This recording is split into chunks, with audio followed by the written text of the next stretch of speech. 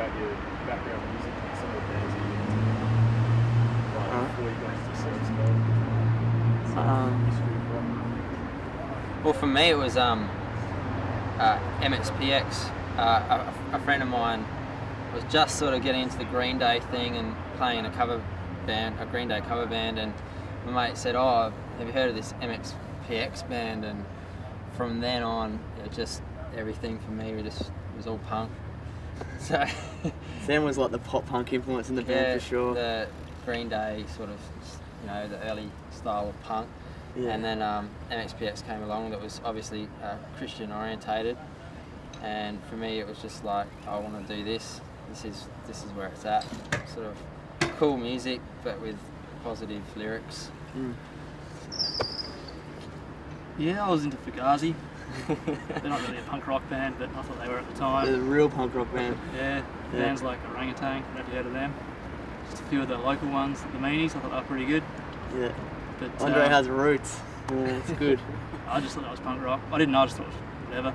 And then I met Dan Jones and he introduced me to MXPX and Blenderhead. I thought, wow, Christian punk music, well that's good. Didn't know it existed. Yeah. And then,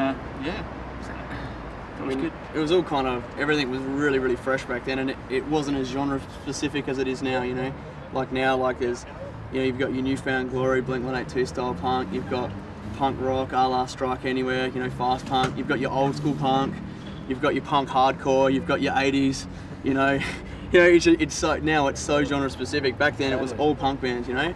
And like Andre was saying, Fugazi were just as punk rock, from a DC way as the SoCal bands like Pennywise and all that. So, well, for me, I grew up on heaps of stuff, like the local bands down south, the whole sort of south core scene, FF9, Out of Order, Test Eagles, Where's the Pope? Old school. Yeah, way old school. And from there, I got into the Mighty Black Flag tribute, and just a lot of old school punk bands, and eventually some pop punk stuff, which was awesome. And no one was doing that. We heard about it. I know me and Sam both got into it, and maybe Andre as well, through surfing. I heard about 3U. Did you? Yeah. I heard about it through the underground bodyboarding tapes. Okay. Really early Friends of Rom, all the SoCal stuff, Pennywise, Lagwagon, all the Fat Wreck.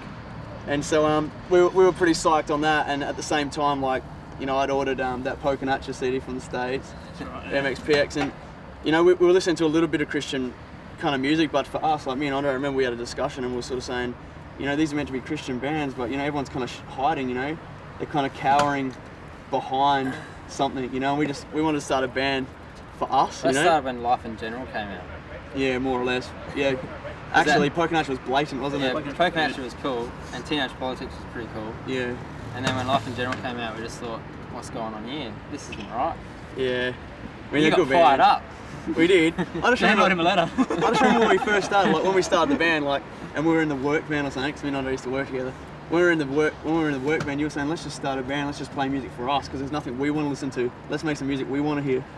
And we just, because Christianity, obviously Christ, really more so than Christianity, Christ is an integral part of our lives, and increasingly throughout that whole period of our lives, that was just an integral part of the band. That was really formed the focus of our lyrics. Cool. And from there, how did you guys form? How did you come together? That's a different story from each of us. It'd be good if it's all different stories. Yeah, that's it. Well, my story is Dan and I met at Easter camp. We were from different youth groups, and his youth group asked him to play drums, and my youth group asked me to play guitar, and we hadn't known each other or anything. And we were both off it. And we just formed this worship band, and halfway through this song, Dan just started going mental, and I had my distortion pedal there. I thought, yeah, this is cool, and we were loving it. We were just in this world of our own and just really connected. And the rest of the Easter camp were just wondering what was going on. They didn't like it too much. Dan and I were in a small group together and sort of liked the same bands and did the same sort of surfing and that sort of stuff. And I was busking at the time. Meanwhile, these two were in a band together. What was it called? Tunnel Vision. Tunnel Vision with Joe Spencer, and they were looking at doing something a bit more serious. So Andre said to Dan, "Do you know a guitarist?" And meanwhile, I was busking in town with my acoustic guitar, playing some Nirvana tunes, and Dan met me and we played together in town, and then we're at another gig, and Dan said, "Do you want to join a band?" And that was Gig for World Peace. That's how I remember the story. I remember seeing you at Gig for World Peace. Yeah.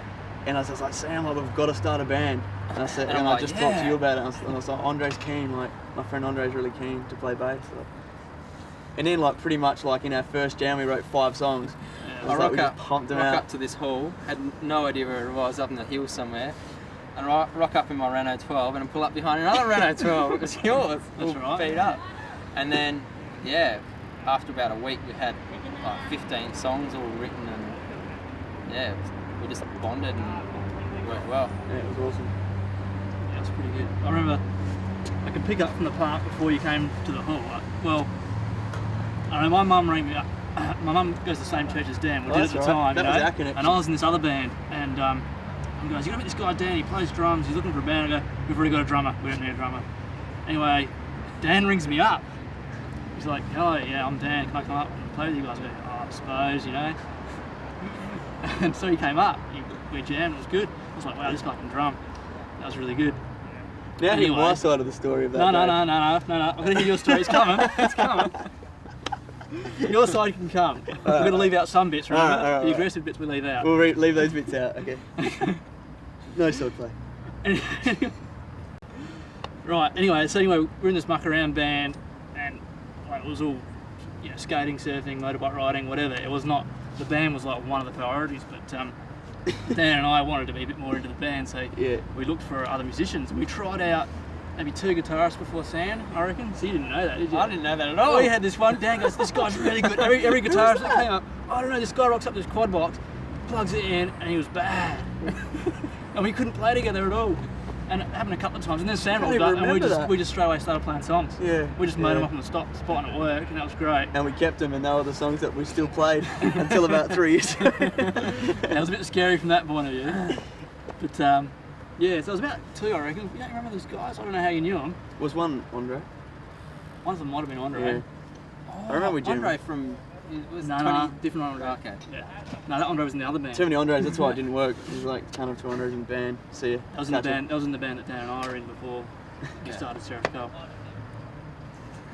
So let me address my aspect of that day, not to labour the point. The day you rang me up. But the day that I went to your house, I reckon what it was is my mum set me up and your mum set you up. Yeah, definitely. Because I don't think either of us wanted to meet each other. But mum was like, "Andre's a surfer. He's been surfing in Queensland. You'll have to meet him." And I was like, I don't really want to meet anyone new, you know? Like, I'm too punk rock for that. And yeah, eventually we got together. And when I rocked up, Andre was fighting with a real sword with his friend who had a real axe. And as I remember it, they were just fighting, and I was just like, "These country people are crazy," and I just didn't get it. And I was just kind of fearing for my life and standing back. And then next minute, the axe kind of hit Andre in the arm, and he was bleeding, and he was kind of like, "Oh, you better stop." And he's kind of, "Oh, you all right?" Yeah. It's just like, what's going on? Actual sword fights and like actual mayhem in cars. That's all I remember. I remember them hitting each other, driving along, and pushing each other into corners. Yeah, like running each other off the road, and that was my first experience with Andre and just breaking hard so the other person smashing in the back of them. It was hard for a city This has slicker. got nothing to do with the underground. Anyway, Nothing at all to do with the underground. Nah.